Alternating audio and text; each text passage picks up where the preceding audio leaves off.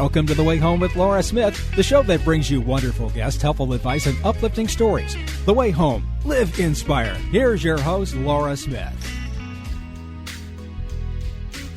Great to be with you all. This edition of The Way Home with Laura Smith. I have some wonderful guests today. We're going to start off with Tim Nieder, who happens to be my own weight loss coach at My PhD Weight Loss.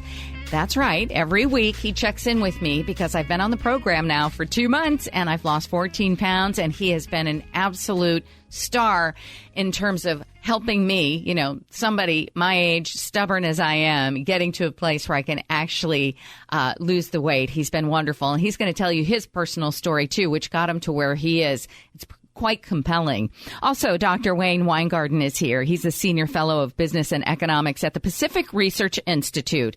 And did you know that there's a shortage of doctors in our country? What's happened in Europe and Canada over the years is slowly creeping up to where we are here in the United States. And he has some solutions. He has some thoughts on that, and we're going to have a great conversation all about it. And, of course, good news at the end by Jim Cleefield. It's The Way Home with Laura Smith. We'll be right back.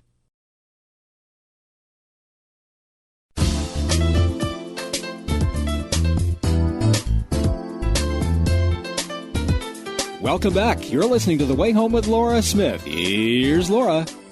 So a few months ago, I had the express privilege and happiness to say that I started a weight loss program. And I think it's been a long time in the making because I have wanted to do something, for the last few years about my weight.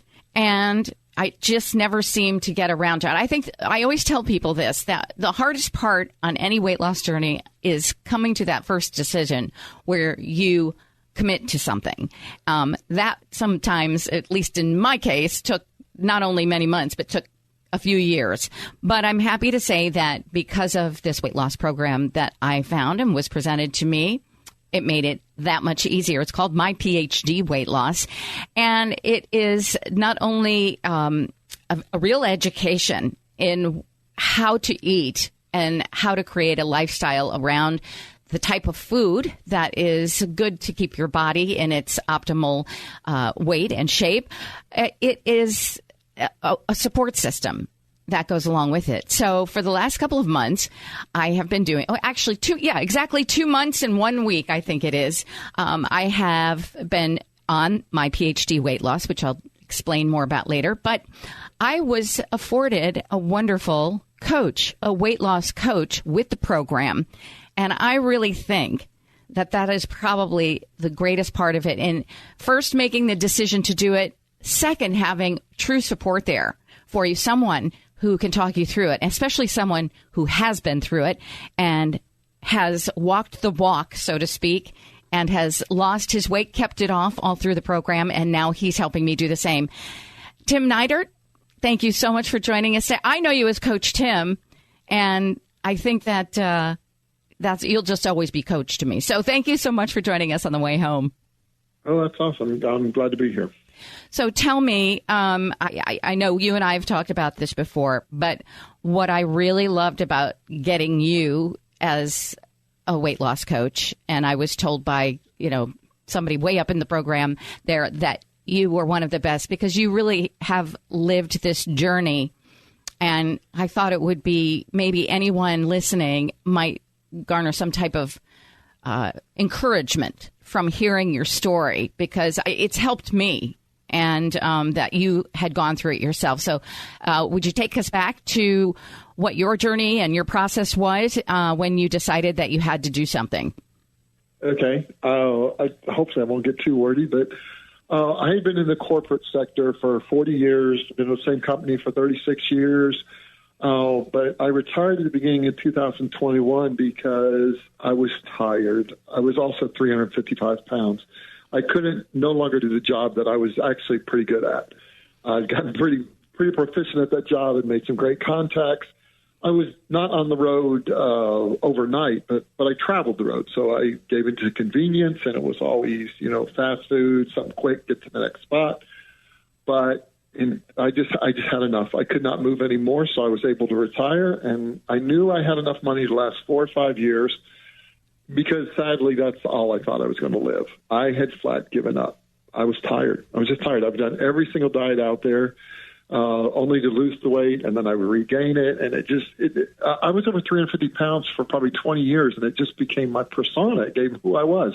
When I walked in the door of a customer, it was like, hey, Big T, Big Tim, whatever. I just became that person. And I have 4 kids and 8 grandkids. Well, 9. I had a new one last week. And I would actually absolutely die for them. What I didn't realize is I wasn't living for them. I was present in their lives, but I wasn't necessarily active in their lives. So it wasn't enough to get me to do something. So when I retired, I played a lot of golf. And then, as sad as it is to say this, cancer was a blessing for me. I never changed for my kids. I never changed for, getting on a plane to flying to St. Paul, Minnesota, and seeing the trepidation of people's faces as I walked down the aisle, and, please don't let them sit next to me, which was humiliating. I didn't change for any of that. Cancer got me to change. As it turns out, I was too big for the operating table. They don't operate on big boys. And I found out at the last minute when I was going to go for 9 weeks of radiation, 2 minutes from my house, they called me at the last minute and said, Tim, you can't come here. I'm like, why? They're like, you're too big for our table.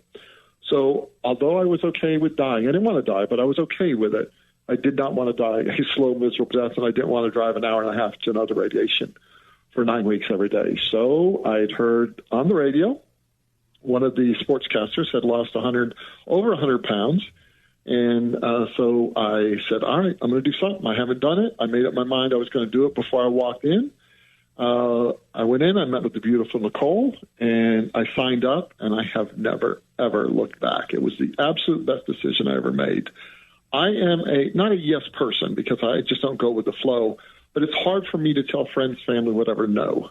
I bought myself a truck for retirement, and I learned real quick that I couldn't say no. Pick up a washer, take a load to the dump, whatever. I did it. In 2022, I was on the program, and it took me most of all of 2022.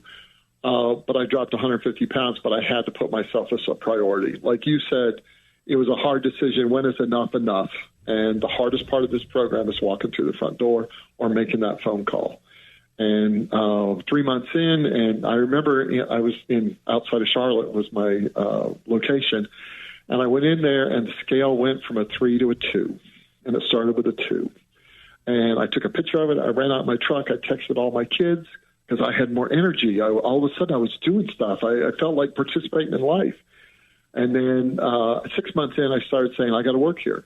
Although my corporate job set me up to do a lot of stuff I'm afforded to do, and I am fortunate, and I show grace and gratitude every day for that, this has been the most fulfilling job I've ever had in my life because I can make a change to someone. I can see when they come in the door and they're down 10 pounds, 20 pounds, 30 pounds, and the excitement and the life come back in them, and they're listening to music, they're dancing on the way up the stairs, whatever. It's just so fulfilling to watch that. But yeah, after 6 months, I said, I got to work here. I got to work here. There was no men who worked here at the time. So I had to beg for a while, but I got it. It is my get-to job. I don't have to come to work every day. I get to come to work every day. I commute 45 minutes for this job. And it's like I say, it was the best decision I ever made. When we got here to Lake Norman, which was the new office we opened last April, and I stood on that same scale, and that number started with a 1. It said 197. I still get emotional about it. I couldn't move. I just stood there and cried. Mm-hmm. I could not move. I hadn't seen a 1 since high school. I didn't stay there. I'm going to be honest. I'm an honest, very transparent guy. I settled in about 205 or 210.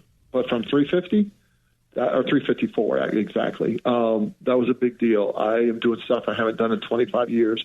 It is the only program of everything I've ever done that has been sustainable. I may go up a pound, 2 pounds, 3 pounds. Christmas might have put 3 or 4 on me, but it comes right back down, mm-hmm. and I'm just living life with energy now. It's so cool.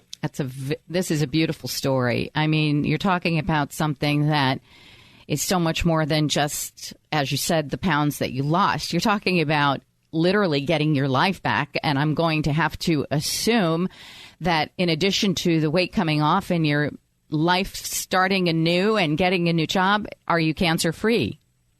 It has made a comeback in the last few months. It's starting to come back, but it's not going to kill me. And it's not really going to get me down because, Laura, what the difference is, I have options now. Mm-hmm. I could go have surgery. If it gets back to a point we're watching it, it's got to get 2 above what it was of radiation. And right now it's not quite 1. It's not going to kill me. If I have to deal with it, if I have to go have surgery, I'll have surgery. But I have options. Mm-hmm. Yeah. Whereas before you probably didn't feel like you did.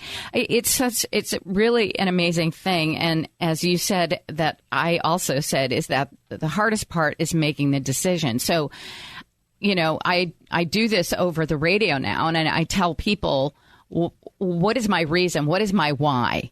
Why am I doing this? And I don't have just one. Like, just as you said, you didn't feel that you were playing an active role in your children's and grandchildren's lives. You also had a disease that was probably feeding off of some of your ill health at the time and your weight.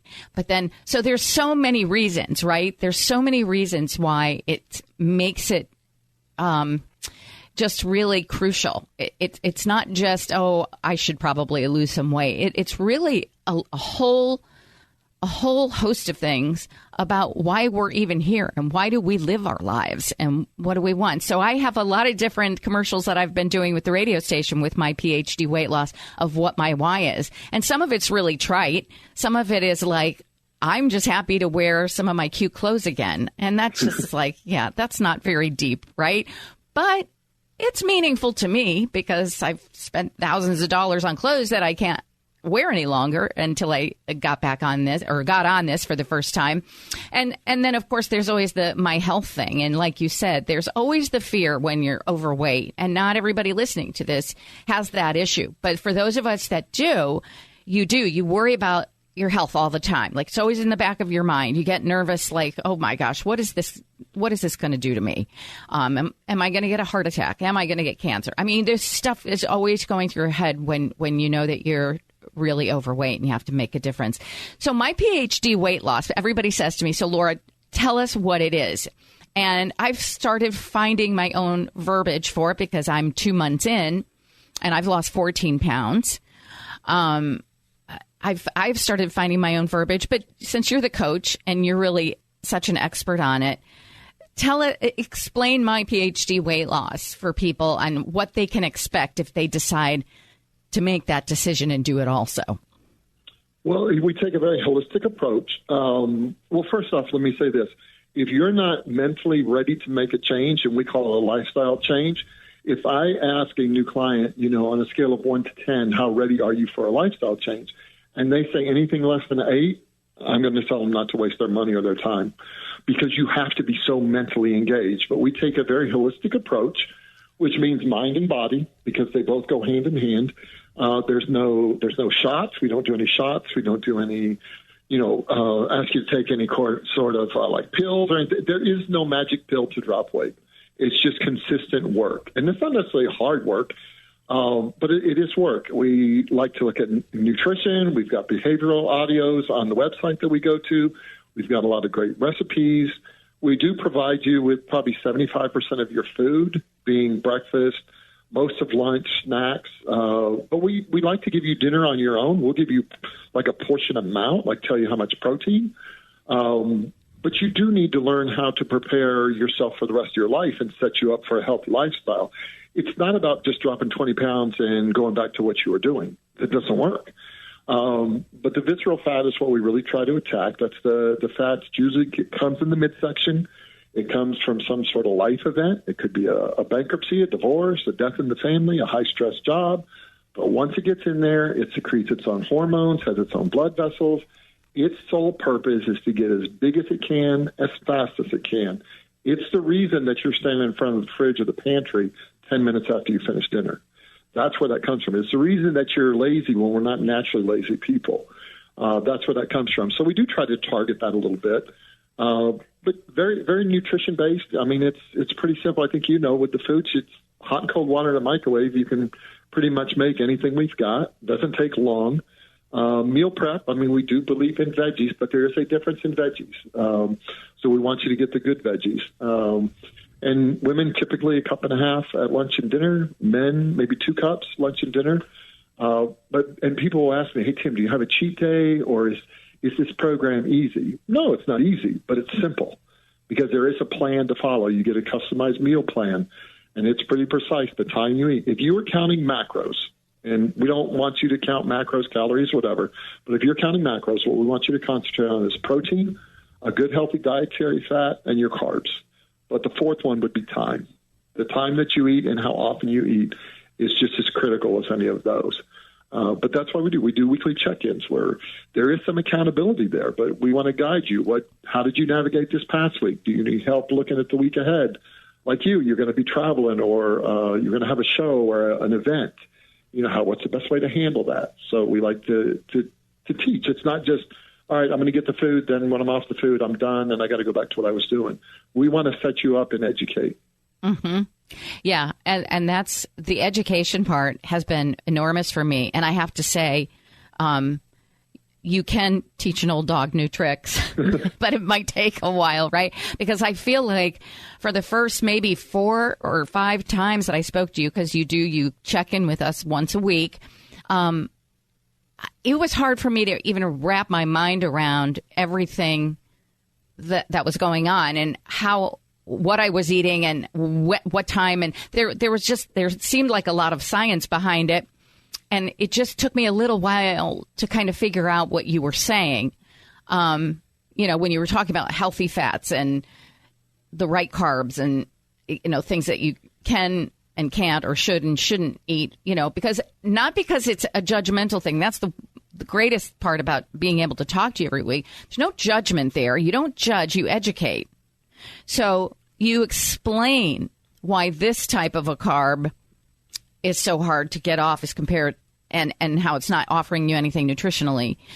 And what you have to do to mitigate that, and by drinking lots of water and the healthy fats being like, I love the fact that I can have real cream in my coffee, not the fake stuff, but actual real heavy cream because of the science behind it. But it's the things that I never, ever would have known if it wasn't for you and really very patiently. I don't know. Honestly, I don't know how you've put up with me. And we're not done yet. Yes, you're right. You're not done. But I'm learning more, and it probably doesn't seem like it. And yes, there are these certain days like I am traveling right now.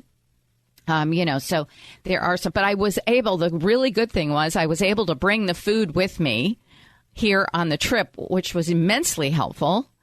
But I had enough of the theory behind everything so that when I was ordering or when I'm ordering and I'm out and I'm with all my friends and doing very, very social things, I'm still able to keep a handle on it.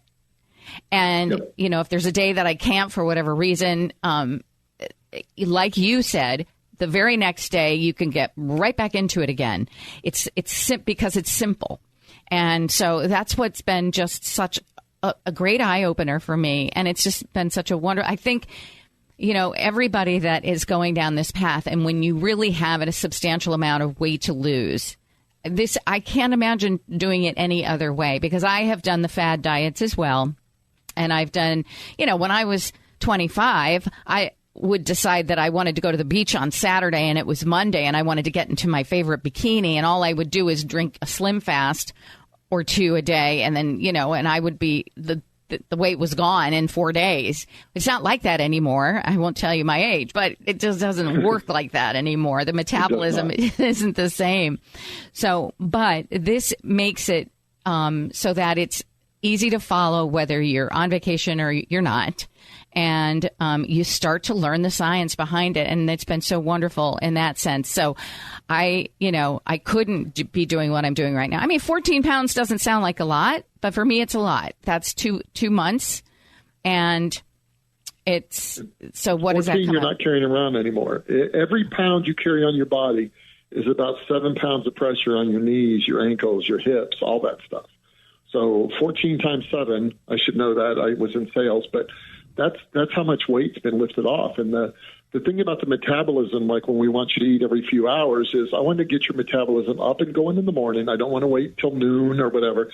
Get it up and going. That's why we give you something. And the dietary fat sort of baits your body into going to looking for good healthy fat, so it gets in, you're used to burning fat. So, but even if you're out and about, we can give you tricks to use. Like if you don't have access to a dietary fat, you don't have butter or heavy cream or something like that, When you choose your meat, if you choose a ribeye, it's got natural fat in there.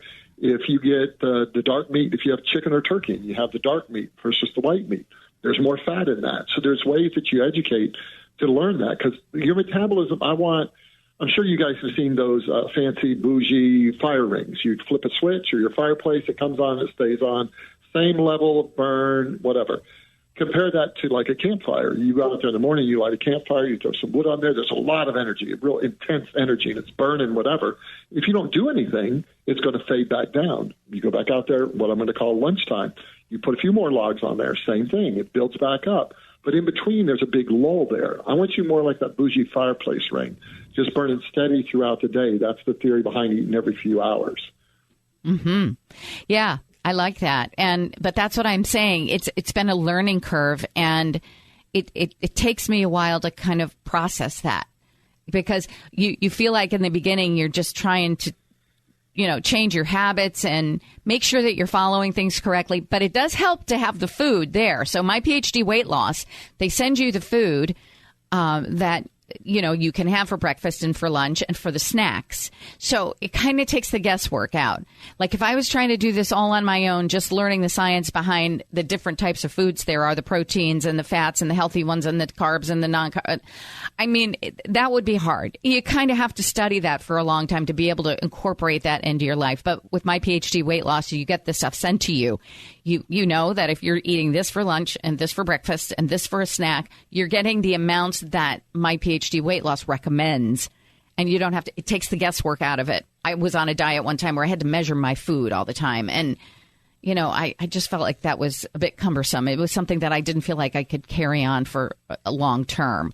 Not that I don't watch now. But again, I'm learning. And my PhD weight loss with you as provided as my coach, Tim, I'm learning. I feel like I'm learning. And the most important thing is, do I feel like I can continue this even when the program, is finished time-wise? I do.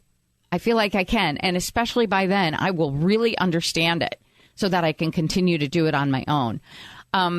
When people finish like this, for me, I think I'm on a 30-week program. Is that true? I don't have your chart in front of me, but that sounds right. Yes. So, I mean, if I wanted to, I could keep it up for the rest of my life, right? Or do they not recommend? You shouldn't need to, because if there's two phases of the program, the weight loss phase and the maintenance phase. And the weight loss phase is the hardest. I'm not going to lie, it is. But the maintenance phase is probably the most important. If you're, I'll use myself as an example. So if my optimal weight is 205, and I'm on maintenance, and I'm 3 months into maintenance, and all of a sudden I'm 215. There should be some sort of alarm to go off in my head. But instinctively, most of us go back to what we think works, and we eat less and work out more. That adage doesn't work. We've proven that doesn't work. It takes more than that. So we like to bring you into maintenance in like three phases. We slowly bring you almost like a reverse diet, that we slowly bring your protein up and your carbs up to what's going to sustain you. If I'm going to end up at 205, I'm going to be consuming a lot of protein offsets everything. I've told clients, I may have told you this too, I would rather you have a Snickers bar than a banana, just because the Snickers bar has the protein. Now, don't take that as you could go out and get a Snickers bar, but it's a good analogy because at least it has protein. You should always choose protein first. As we age, it takes protein to sustain muscle and build muscle. I'm probably not at the point that I'm going to build a lot of muscle, but I want to sustain what I've got. So, and that requires protein. So we look at that. I think back of some of the programs I was on before. Everyone, I started off breakfast with a smoothie. I'd put a banana. I'd put skim milk. I'd put fruit yogurt. I'd put frozen fruit in there. And I felt great for about 30 or 40 minutes. And then I'd almost fall asleep when I was driving because it just spiked my blood sugar. There's nothing good. Fruit's great. I love fruit. But in that capacity in the morning, first thing, I got all that big blast right away. It burns. It spiked the blood sugar, and then I would be lethargic and tired or whatever. So no, it's nothing wrong with eggs. I'm a little bit older, so at one point they told us that eggs were bad. Then they said red meat's bad, and that saccharin was going to solve the obesity problem. No, saccharin gave a lot of people cancer. So We do incorporate eggs. We do incorporate real food. I love the fact I can have a ribeye on this program. It's awesome. Mm-hmm. Yeah, me too. And I love eggs. I could eat one of those every day. But see, this is the type of thing that I'm learning with my PhD weight loss that I didn't think was possible. I didn't really know it existed. But now I am telling you, it's such a comfort to me. I don't feel so lost.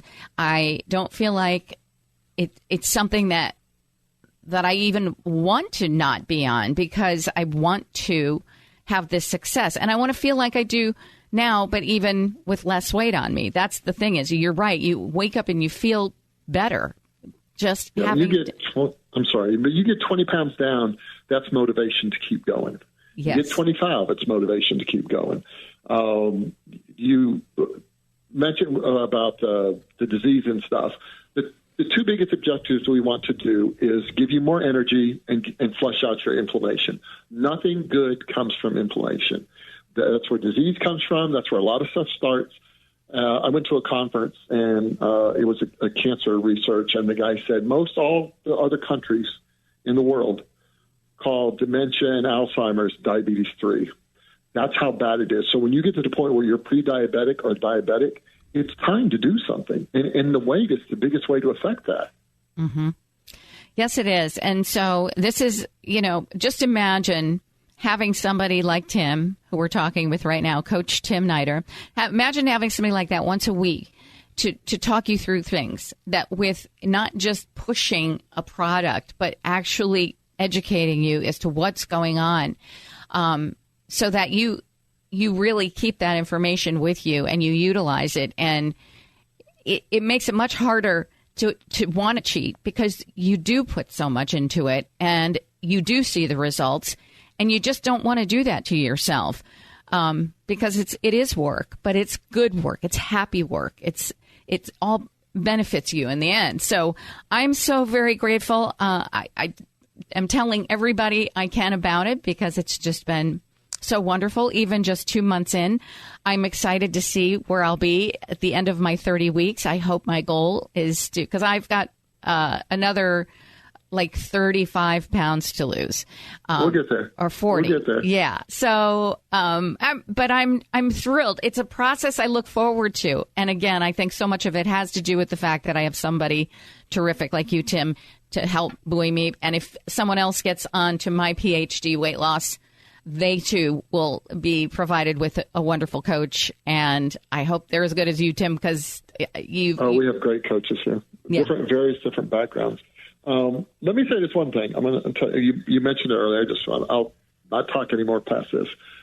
But probably for the last 8 or 10 years, Laura, I would not look in the mirror. I did not like what I saw. I did not like seeing 350-pound Tim. What did 350-pound Tim have to offer anybody? I got divorced in 2013, and I thought I was going to die alone. So I got energy from the program. I got rid of a lot of inflammation. I told you I'm doing stuff I haven't done in 25 years. But you know what else I got? I got confidence. Probably in the last 6 months to a year, I can look in the mirror and say, you know what, Tim, you're a good dude. And that's hard for me to even say it out loud right now, because I'm not braggadocious or like that. But I did look in the mirror. I realize I do carry most of my beauty on the inside. But I look at that doesn't mean I don't have someone to offer. I really thought I was going to die alone. And you know what? I'm not going to die alone. I don't have to die alone. It's nice to have energy, the vitality, and confidence. Confidence is a big thing. It's huge, absolutely huge. And you have a beautiful spirit to match it. Tim Nieder, thank you so much. Thank you to My PhD Weight Loss. We'll both just say to everybody that if you are listening to this and you want to make that decision finally and completely, myphdweightloss.com is the website you can go to and find out more about it. myphdweightloss.com. I thank you so much. I'm so grateful that you were put on this journey with me, and I'm really just grateful for everything. Thank you so much for being on the way home. Thank you, Laura. You're listening to The Way Home. We'll be right back. Hi, here's a minute of purpose, improving your life 60 seconds at a time. Walking is one of the best and easiest things you can do for your health. It reduces stress, lowers blood pressure, and does much more. But admit it can get a little boring. So here are some fun ways to kick it up a notch. There are great apps like News in Slow French or Coffee Break Chinese that will help you learn a new language. GreatCoursesPlus.com features top-shelf lectures about things like opera or history. BrainHQ.com has lots of fun games to try on your walk so you'll get smarter and healthier. You can make your walk more fun by adopting a dog. Temporarily, senior centers can hook you up with an older person who might not be able to give their pooch the exercise it needs. So next time you step out, bring along one of these fun partners and get more from your daily walk. This has been your Minute of Purpose. Find more now at nowwithpurpose.com.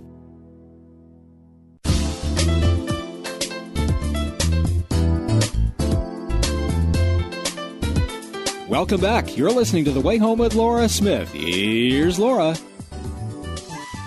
Well, do you remember those days when we all had our family doctor, and sometimes you'd have them from cradle to grave? I mean, you'd have the doctor who helped deliver you, and then you continued to see them throughout your life and even into adulthood. That was very commonplace back in the day. However, it doesn't seem to be that way anymore. And there are lots of reasons why, but there are larger implications to as why this is happening, why there might be a shortage of doctors in our country. And Dr. Wayne Winegarden, who is a senior fellow of business and economics at the Pacific Research Institute, has all the research and reasons why, and he's going to help us get through some of this topic, which I think is ultimately very important for Americans. Dr. Winegarden, thank you so much for joining us today.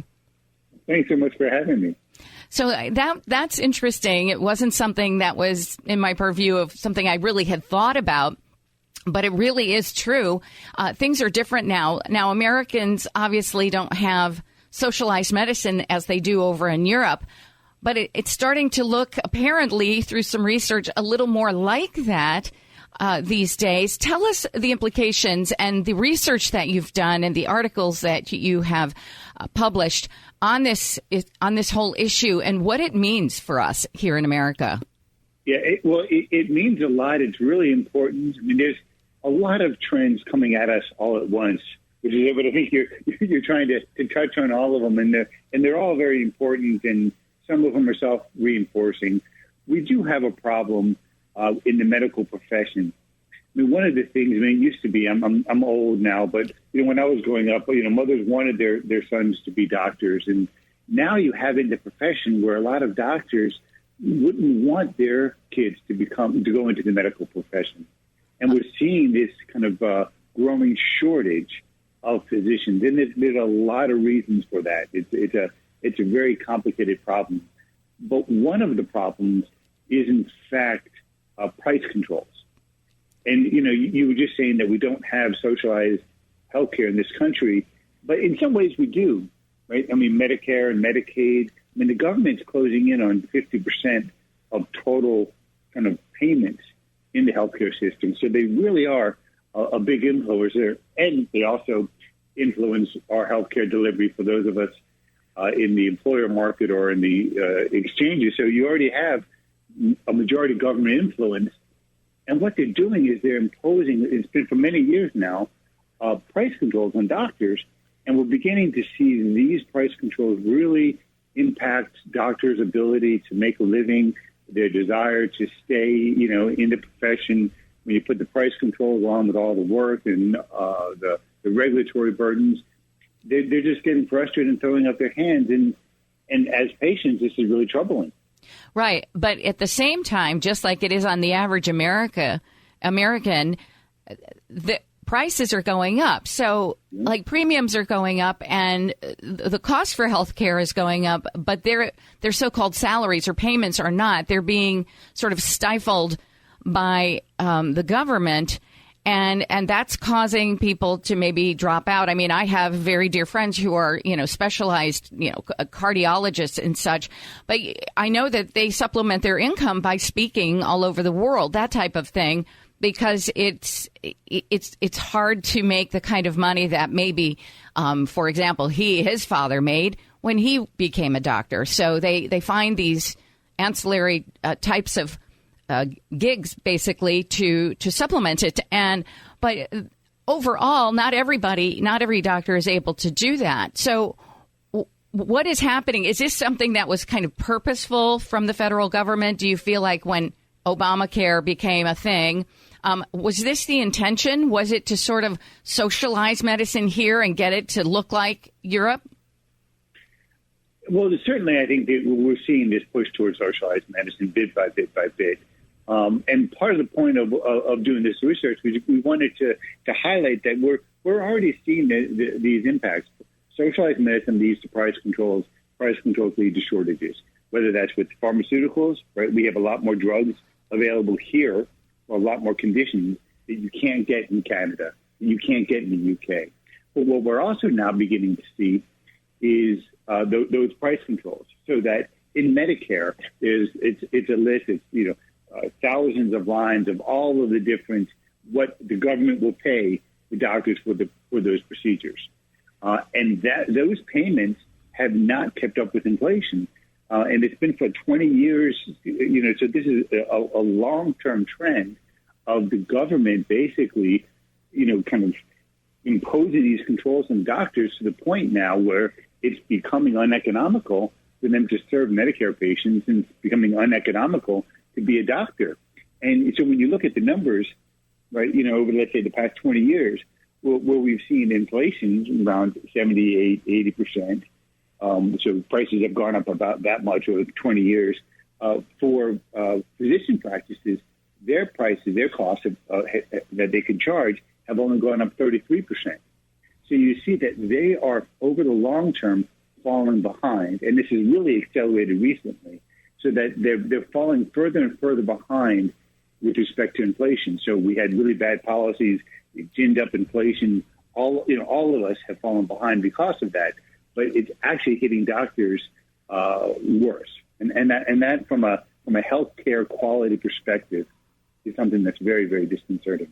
Oh, yes, indeed. I mean, we all used to, back in the day, hear the horror stories of people in Europe and Canada having to wait years for selected surgeries and things like that. And we always felt so blessed that in this country we didn't have that problem or that issue. But I'm sure it's happening more and more. Yes. Is that one of the byproducts of it? Yes. And we're getting more and more areas, what they call kind of physician deserts, however you want to refer to it. Basically, more and more people are being subject to areas where there are insufficient physicians. So like the problem you have in Canada is about 20% of people don't have a primary care, either physician or nurse practitioner. Well, that's already coming here to the U.S. because of the price controls we're impacting. So more and more people are living in these areas where you just don't have access to doctors. And this is really Econ 1 type of stuff, right? When you put price controls on something, you get shortages. And so, that's in effect what you're seeing, right? When you put it on apartments, you get shortages of apartments and rents go up. When you put it on doctors, what ends up happening is you end up having to wait longer for doctor's appointments, surgeries, very important issues. And yet they are being charged more and more. And I wondered about that very recently. I went into the hospital for one night for something not serious at all, but just one night. And I had no special care except for fluids, that type of thing. I was there for one night. And I got the bill because I had a deductible with my health insurance. I got the bill and I almost fell off my chair. But then when I talked with the administrative offices in the hospital, they said, oh, well, what you're paying, that's nothing. They charged $11,000 for that one night stay with no specialty care or anything like that. And I thought to myself, how is that even possible? And this is in the Midwest where, things are generally more cost effective. So I thought $11,000 a night just to sleep in a bed. And yet what you're saying is that the hospital or the doctors aren't necessarily reimbursed to the level of what the prices have gone up. Well, and remember, so the $11,000, that's not actually the final bill. The insurer probably paid a fraction of that $11,000. So and that's one of the problems in the healthcare system, particularly in the drug markets, is that the prices that we all talk about aren't really the prices that any of the major insurers are actually paying. So, I mean, there's all those complications. But yes, from the doctor perspective, and when we looked at specifically in terms of what Medicare is willing to pay, that Medicare payment is just not anywhere close to that. But part of what you're seeing, by the way, also in that $11,000 bill is because Medicare underpays doctors and underpays hospitals, and Medicaid really, really underpays hospitals and doctors. So what ends up happening is those costs get shifted to the private market. So if you have, let's say, if you have an employer-sponsored plan, your costs are inflated because you have to subsidize, the Medicare patient who is actually probably being treated barely at cost, with Medicaid patient who are typically treated under cost. So, the hospitals have to stay in business. And so, there's all of these just crazy cost shifts that occur because everyone's trying to survive in a really bad system. Gosh, it's not very encouraging, is it? And no, it's not. And do you see the trend, ameliorating at all, or is it going to get worse and worse until we find ourselves a bit like Europe? What do you see for this? Well, I think there's a lot of encouraging conversations going on, and certainly there are people who are pushing for full socialization, which would be that'd be a terrible outcome if that were to occur. But we're having the conversations. So I think that's good. There's some reforms going on within Congress talking about kind of dealing with industry middlemen on drugs, and that could be positive. So, we're having the conversations, and that in itself is good. The bad thing is it could go either way.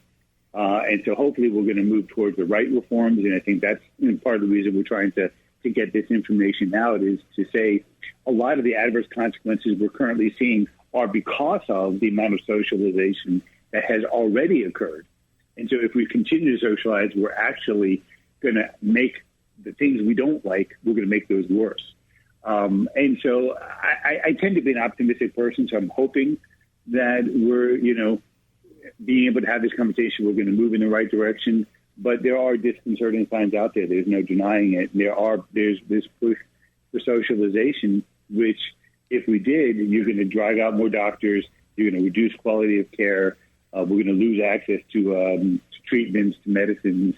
Hospital stays, queues are going to get longer. So there'd be all sorts of adverse outcomes if we go that way. And I'm going to be hopeful, though, that we'll do the right reforms, not the wrong ones. Absolutely. I'm even seeing the trend, of people who will opt now to go to an emergency room rather than wait for a doctor's appointment, because sometimes it takes so long to get. You just don't have access, yeah? I beg your pardon? I think you just don't have access, and that's you're exactly right, and that's one of the problems. People feeling that they need to go to the ER when it really should be at a doctor's office, and that lack of access is a problem that needs to be addressed. Right. And then the other option also, as I have found myself over the last couple of years, when I feel like something's going on, I'll also go to one of those urgent cares. There just seems to be those popping up everywhere. And then taking their advice instead of trying to get into my regular doctor, because the waiting time is just too long. So very fascinating stuff. Where would anyone who is interested in all of what you're talking about here be able to find more information, Dr. Winegarden? So we do a lot of this work at Pacific Research. So if you go to pacificresearch.org, or also our Center for Medical Economics and Innovation, which is medecon.org, we have all sorts of fascinating studies, data, things of that nature up on those websites. Wonderful. So medecon.org and pacificresearch.org. Very good stuff. Thank you for, really digging in deep to this. It's something that, without people like you letting us know what the trends are and what's happening, we may not know. So thank you so much for all of your wonderful work over the years. Dr. Wayne Winegarden, thank you very much for joining us today on The Way Home. Oh, thanks so much for having me. You're listening to The Way Home. We'll be right back.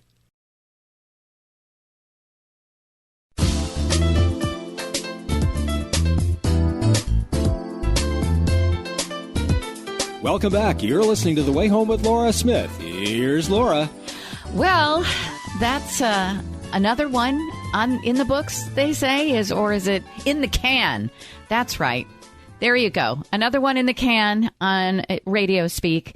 And what we do, though, before the end of every show is we turn to our good friend Jim Clefield, also known as the guru of good news, to go out and find us stories that make us happy. I mean, the world is in a very touchy place right now, let's just say. And to be able to just hear some good news is like balm for the soul. So, Jimmy, what do you have today? One or two stories? Well, let's see what we can do, LJ. I'll do my best. Have you ever been to Richmond, Kentucky? I know you're out of the Midwest, out in Indiana, probably not too far from you, but this is where the first story originates.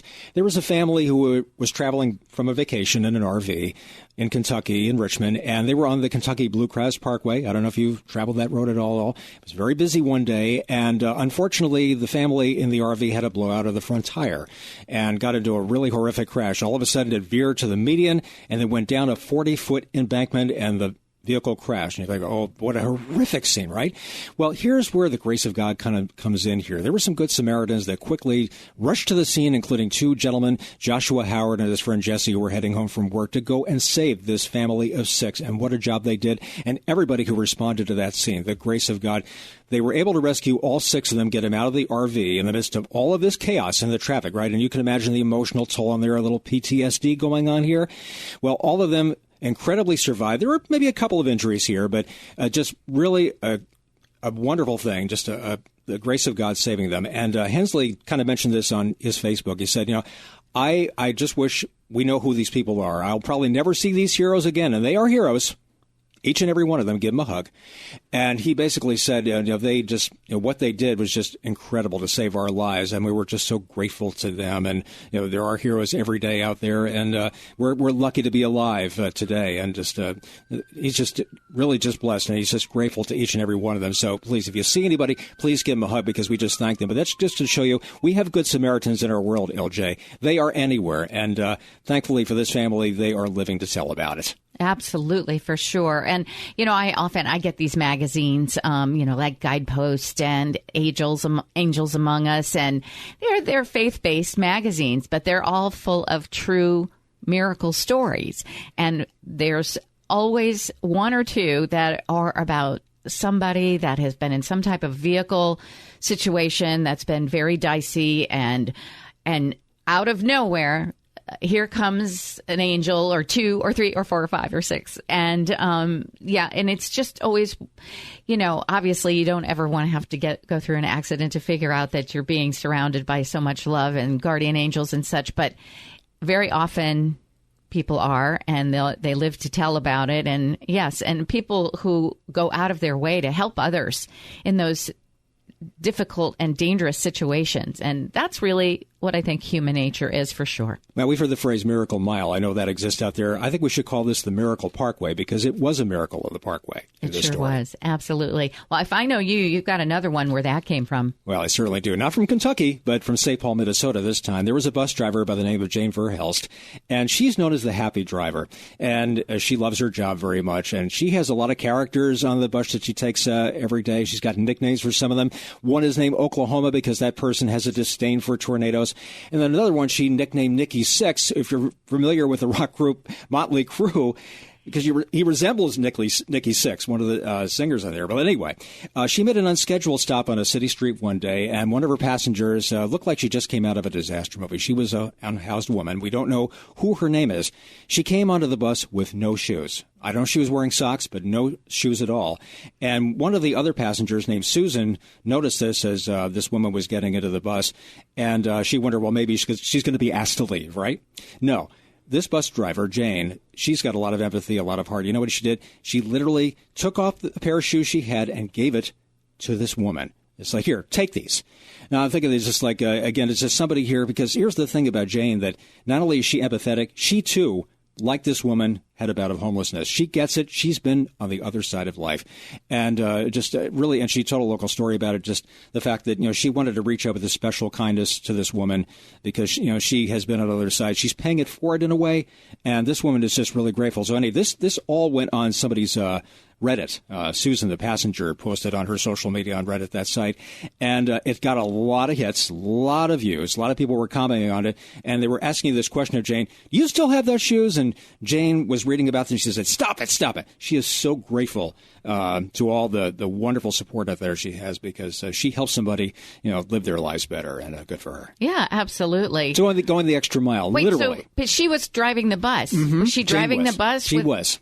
Without her shoes? No, this is the passenger that came on. Jane was the bus driver. Oh, my goodness. I totally missed that part. Okay, but still, that's an incredible thing. Yes. And, talk like giving the shirt off your back, giving the shoes off your feet. Mm-hmm. Literally, in this case, right? Yeah, my goodness. Well, people are good. That's humanity. At the end of the day, we're better than we're not. That we are. Indeed. Well, thank you so much for joining us all here today on The Way Home with Laura Smith. Thank you to Bob Small, my producer. And thank you to Jim Clefield. And we actually are doing the show today in person, which is unusual for us. I happen to be in Connecticut, in Greenwich, Connecticut, where the show is produced. And I'm so grateful because I get to sit in the same room with them while we do the show. This is a home game for me, literally. Better than that, we had lunch together. That's right. We did. We certainly did. We went to our favorite pizza place, Doppio, right here in Greenwich, and we got... I know, it's a good strange-sounding name to the rest of the world. Well, Doppio means double, doesn't it? That's what it is? I didn't know that. I think so. I didn't know that. Double your pleasure, double your fun. Doppio pleasure, Right. Doppio fun. Right. All right. Well, I'm sure we'll get letters saying, no, Laura, you don't know you're Italian at all, but we'll figure it out later. Thank you so much. It's wonderful to be together, all in the same room, producing on our way to 5 years of The Way Home with Laura Smith, and couldn't do it without Bob and Jim for sure. Thank you to both of you, and for everyone listening, thank you so much for supporting us just by listening and, being there. We love you and grateful for you, and we'll see you next time on The Way Home. I'm Laura Smith.